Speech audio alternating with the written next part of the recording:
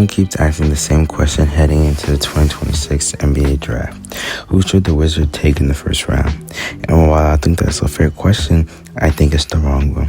The real question is, how many first round picks will the Wizards have before the draft? Because if we learned anything about this front office, that they love collecting young talent. Let's look at the track record. In 2023, they got Bilal Coulibaly. In 2024, they got Alex Sarr, Bub Carrington, and Keyshawn. In 2025, they landed Trey Johnson and Will Riley. Over the past 3 drafts, Winger and Dawkins have averaged roughly 2 first-round players each year. So in 2026, should we really expect them to just make 1 first-round selection? Or could they find their way back into round 1 again? Today we're going to be talking about the question and 2 prospects that I would like to see the Wizards take later in the draft. My prediction is simple. I think the Wizards would only end up acquiring 1 first-round player this year.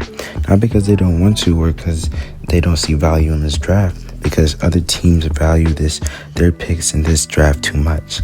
Last year, there was plenty of teams willing to move draft selections because many front offices did not see value in that draft. What happens when draft picks become expensive? When draft picks become expensive, it becomes harder to trade into the first round. The Wizards currently own pick 51 to 60 in the second round. That's nice assets to have, but let's be honest. Picks 51 to 60 probably aren't enough to convince teams to give up a first-round selection in a draft they really like. Washington would have to include additional assets or take on salary or find a trade partner that simply wants flexibility. That's why I think the most likely outcome is that the Wizards stay what they are. But if they do find their way back in the first round, there's 2 names that stand up to me, and they both happen to play the same position. Because while Trae Young is the guy right now, smart organizations are always planning ahead. The Wizards have spent years building a foundation. Now they're reaching to the point where they need to start identifying future backcourt leaders, and that's where these prospects come in. Let's start with Ebuka Okorie. If you watch film on him, the first thing that jumps off the screen is his ability to get downhill. It's just that at 6'1", but plays much bigger because of his athleticism and quickness and reported 6'8" wingspan. This is the type of guard who constantly puts pressure on defenses. He gets into the paint, collapses defense, and creates opportunities for teams. And he does that with an advanced handle that allows him to create separation almost whenever he wants. That's what I like most about Okorie. He's not relying on athleticism. He has a feel for the game. He understands pacing, and he knows when to attack. He knows when to slow down, and he's confident that he's the confidence you want from a lead guard. The comparisons have been thrown around, including players like Tyrese Maxey. And while comparisons are never perfect, you can definitely see some of the similarities. The speed, downhill pressure, the ability to create offense without needing a ton of help. Now there's still questions. Can he consistently shoot in the NBA defense?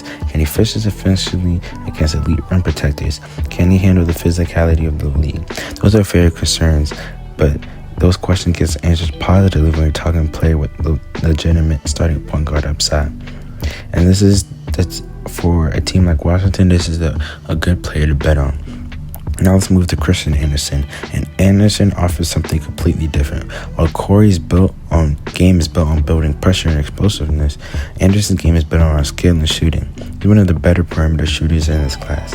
He's comfortable operating in the pick and roll situations, and he's a strong decision maker. And he consistently makes smart reads with the basketball. If Okorie represents the higher upside swing, Anderson might represent the safer projection. You can easily envision him fitting next to Washington's young core because of his ability to space the floor.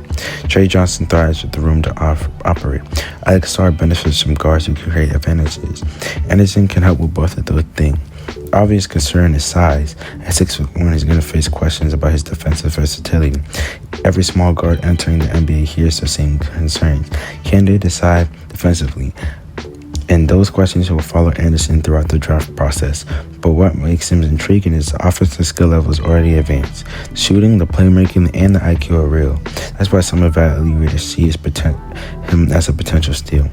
So let's bring it all together. Will the Wizards trade into the first round? Maybe. History suggests we shouldn't rule it out. This front office has consistently shown willingness to be aggressive when they identify players they believe in. But this year feels different. The draft is stronger, and teams value their picks more. That's why my prediction is that Washington leads the draft with only one first-round pick. However, first-round selection, However, if a trade opportunity presents itself, don't be surprised if they're looking closely at guys like Ebuka and Christian, because both players add something every rebuilding team needs: future answers at point guard. And if either one reaches their ceiling, they could be important pieces that the Washington Wizards' next competitive team. Let me know what you think down in the comment below, and which guards would you target. Make sure to like and subscribe.